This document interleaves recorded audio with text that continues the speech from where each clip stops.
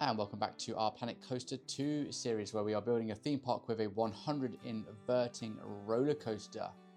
Where in our last episode we got up to a 20 inverting roller coaster. So in this episode we're going to take that up by another 5 and head up to 25 inversions. So yeah, we'll be at quarter of a century by the end of this episode. In the last episode, these were the 5 inversions that we added. So we've got the 0G roll there going over the top of the train track. We have the bat wing into the corkscrew, and then into the 5th and final inversion, which, if you remember from the last episode, we've earmarked that one for demolition. So yeah, this one here, that's going to be going. But yeah, let's hit that intro and let's get building.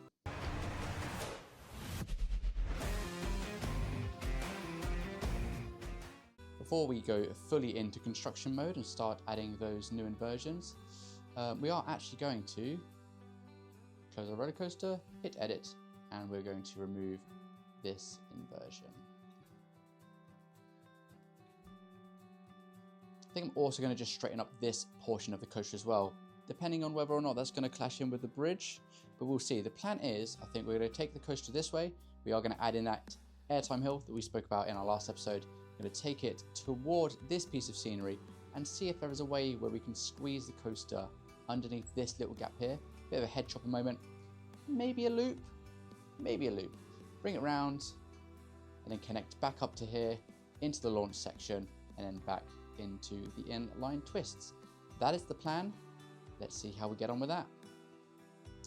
I have just noticed, for some reason I've got guests using the circular path around the coaster, but I've got red barriers in place, so I should be blocking them. Just gonna have a quick look. Yeah, look, we've got the red barriers in place, so that should stop the guests from going through. But apparently not.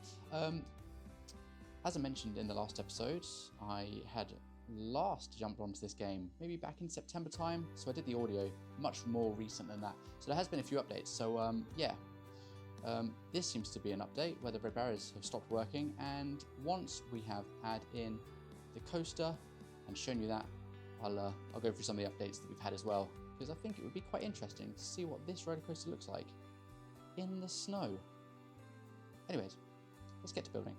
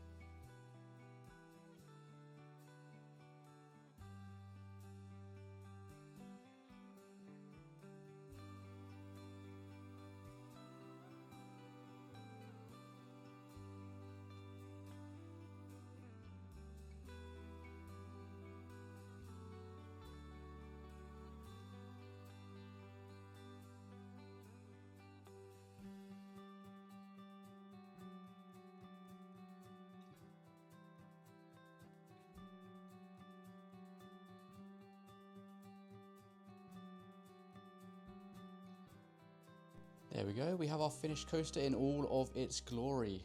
Now it's 25 inversions. We will check that in 2 seconds on the screen, because I did make the error, if I'm going to be completely transparent. If you've seen on the time lapse, we've added in the airtime loop. Airtime loop? That is an absolute lie, that is not a loop, that is a hill. Jumping ahead of myself, we have had the loop as well, we've had the roll here.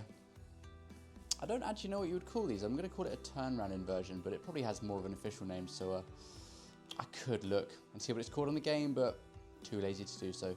Corkscrew, and then we've had a heartline roll as well. So if you did see on the time lapse before, we actually didn't have 2 inversions here. We did just have the 1 originally. I completely forgot that we took the 1 out of here, so we were sat on 24, now up to 25. You can also see that I've just added a little bit of extra length here on the launch as well, because the coaster was not quite making it up into the inline twists up here. So that should be all good. We have tested the coaster and we're all good to go. Let's have a little nosy at the amount of inversions we've got and at the stats for the coaster. So there we go. If we head all the way down to the bottom, we have got 25 inversions, and like I said last episode, we have added a second airtime as well. I don't plan to add that many more airtime counts. We're just going to focus on the inversions, I think, otherwise I will be here forever and a day. As we said earlier on in the episode, that there has been a bit of an update since I last played this, so I think I can, on the bar below, wonderful. Here we go.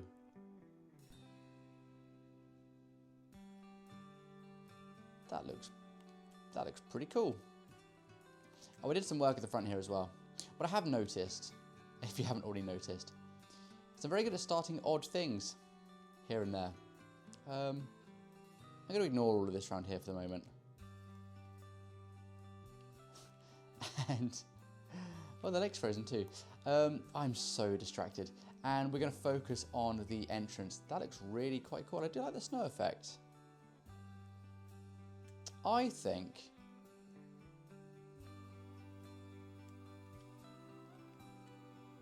interesting. That looks a bit funky. I think we should do our on-ride POV today in the snow. Just very quickly, I've also noticed that there is a chance, I can't actually select that option, a chance of lightning strike, which is at 84%. I'm assuming that's because of a massive metal tower structure in the middle of the coaster. Can I actually change the weather to, oh I can. So will this eventually just get hit by lightning?